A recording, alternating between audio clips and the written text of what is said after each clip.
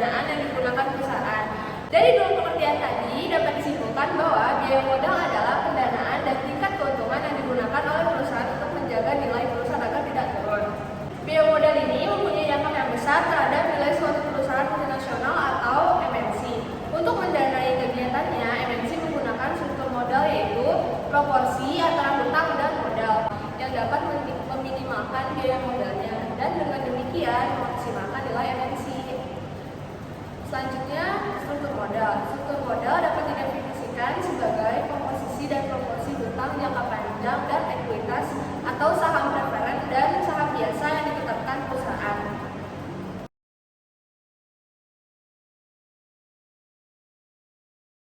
Kemudian saya akan menjelaskan tentang karakteristik perusahaan multinasional yang mempengaruhi biaya modal. Faktor-faktor berhubungan dengan MNC yang dapat mempengaruhi biaya modal akan memberikan tarif istimewa kepada debitur yang meminjamkan uang dalam jumlah besar.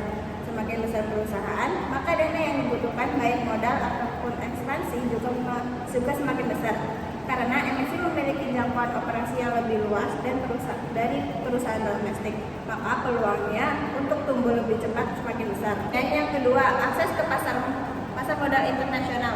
Kemampuan untuk mengakses ke pasar modal internasional sangat bermanfaat bagi perusahaan, khususnya MNC, yang umumnya memiliki keunggulan untuk mengakses ke pasar modal internasional dari perusahaan domestik. Kemudian yang ketiga, diversifikasi internasional. MNC akan lebih tahan menghadapi perubahan situasi yang tidak menguntungkan di suatu negara karena sumber dananya tidak terkonsentrasi hanya pada satu negara saja. Yang kelima, risiko valuta asing. Fluktuasi kurs valuta asing dapat mengakibatkan variabilitas aliran kas MNC lebih besar dari perusahaan domestik. Hal ini mengakibatkan ketidakpastian terbayarnya bunga dan pokok utang serta memperbesar kemungkinan perusahaan untuk bangkrut. Kemudian yang selanjutnya, risiko negara. Semakin besar posisi aset MNC di luar negeri, maka risiko kebangkrutan akan semakin tinggi.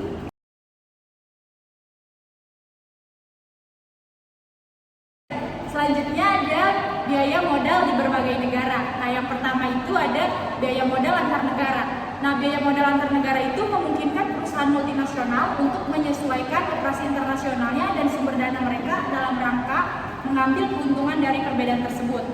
Dan yang kedua itu ada biaya modal antar negara juga berbeda. Nah, hal ini memungkinkan sejumlah perusahaan multinasional untuk menaikkan pangsa pasar global mereka dengan mudah. Dan yang terakhir itu ada pemahaman mengenai perbedaan-perbedaan dalam biaya dari masing-masing komponen modal, yaitu utang dan ekuitas, dapat membantu menjelaskan mengapa perusahaan multinasional yang berbasis di sejumlah negara cenderung memiliki struktur modal yang lebih pada utang daripada perusahaan multinasional yang berbasis di negara-negara yang lain.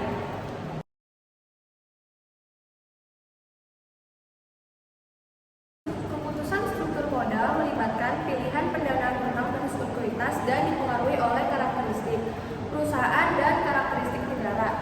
Karakteristik perusahaan di sini ada stabilitas aliran kas, karena MNC dengan aliran kas yang lebih stabil dapat menangani lebih banyak utang. Yang kedua ada risiko kredit. Di sini MNC yang memiliki risiko kredit kecil memiliki lebih banyak akses kredit. Selanjutnya ada akses ke laba ditahan. MNC yang profitable dan MNC dengan pertumbuhan lambat mungkin dapat mendanai sebagian besar investasinya dengan laba ditahan. Selanjutnya karakteristik negara. Yang pertama ada pembatasan saham. MNC di negara di mana investor memiliki lebih sedikit kesempatan investasi mungkin dapat meningkatkan ekuitas dengan biaya yang lebih rendah. Yang kedua ada tingkat bunga, di mana MNC mungkin dapat memperoleh dana pinjaman atau hutang dengan biaya rendah di beberapa negara. Yang ketiga ada kekuatan mata uang. Di sini MNC cenderung meminjam dengan mata uang negara setempat jika mereka mengharapkan mata uang tersebut melemah, sehingga mengurangi keterbukaan mereka terhadap risiko nilai tukar. Yang selanjutnya ada risiko negara. Jika pemerintah negara setempat cenderung melakukan pemblokiran dana atau penyitaan aset, maka anak perusahaan mungkin lebih memilih pendanaan dengan hutang.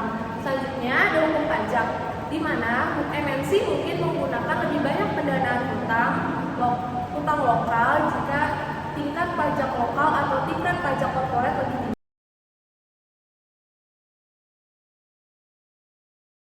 Interaksi antara keputusan pendanaan anak dan induk perusahaan. Pertama, meningkatkan pendanaan hutang oleh anak perusahaan. Pertama, dana internal yang lebih besar memungkinkan tersedianya bagi induk perusahaan. Yang kedua, kebutuhan pendanaan hutang oleh induk perusahaan mungkin dikurangi. Yang ketiga, komposisi pendanaan hutang yang telah disesuaikan mungkin mempengaruhi biaya bunga pada hutang seperti keterbukaan MNC pada risiko nilai tukar.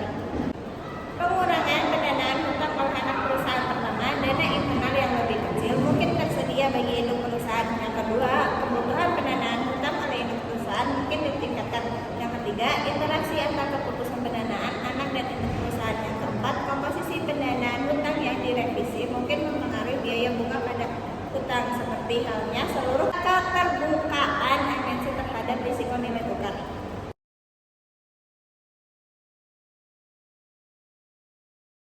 Selanjutnya ada alternatif sumber pembiayaan perusahaan anak MNC. Nah, sumber pembiayaan perusahaan anak MNC dapat diklasifikasikan menjadi 3. Nah, yang pertama itu sumber pembiayaan yang diperoleh dari kegiatan operasional perusahaan.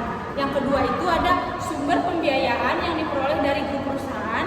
Dan yang ketiga itu ada sumber pembiayaan eksternal. Pemilihan sumber pembiayaan seharusnya mempertimbangkan 3 hal berikut. Nah, secara simultan atau bersamaan. Nah, yang pertama itu meminimumkan biaya modal eksternal setelah disesuaikan dengan risiko valuta asing. Yang kedua itu mengutamakan sumber pembiayaan dari kegiatan operasi perusahaan internal untuk meminimumkan flotation costs, pembayaran pajak dan risiko pajak. Dan yang ketiga ada motivasi manajemen perusahaan anak untuk memutuskan strategi pembiayaan pada tujuan meminimumkan biaya modal grup MNC secara keseluruhan. Nah, di sini Meyers mengajukan suatu model yang disebut pecking order model. Pecking order model ini disusun dengan menggunakan serangkaian asumsi, yaitu terdapat dunia yang hanya terdiri 2 negara, yaitu home country and host country. Yang kedua, struktur modal perusahaan induk sama dengan perusahaan anak. Dan yang ketiga, tidak terdapat perubahan kurs antara mata uang home country and host country. 4, aliran kas yang diterapkan dari perusahaan induk sama dengan perusahaan anak. Selanjutnya, tarif pajak di home country sama dengan di host country. Tidak terdapat withholding tax, resiko negara di home country sama dengan di host country. Selanjutnya, tingkat bunga di home country sama dengan di host country karena tidak terdapat pembatasan terhadap aliran modal internasional. MNC di host country terdapat derajat pengakuan yang sama dengan di home country. Nah, masing-masing perusahaan itu menerbitkan sahamnya di pasar modal lokal. Selanjutnya, perusahaan induk bukan merupakan penjamin perusahaan anak. Jadi masing-masing itu merupakan badan usaha yang terpisah ya. Terus informasi yang tersedia itu secara cuma-cuma di seluruh dunia.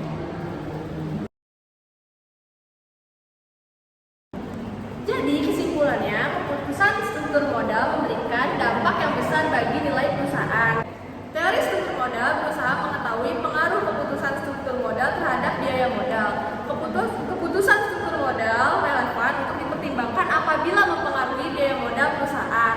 MNC dapat menggunakan berbagai sumber pendanaan untuk membiayai operasi perusahaan anak. Order menyatakan bahwa pemilihan sumber pembiayaan MNC akan mengikuti suatu urutan prioritas tertentu yang akan ditentukan oleh kondisi global yang akan dihadapi. Pemilihan sumber pembiayaan seharusnya memperhatikan berbagai tujuan yang ingin dicapai secara simultan. Dalam praktek, manajer umumnya lebih memusatkan perhatiannya pada salah satu tujuan. Nah, kalian udah tahu kan apa itu biaya modal dan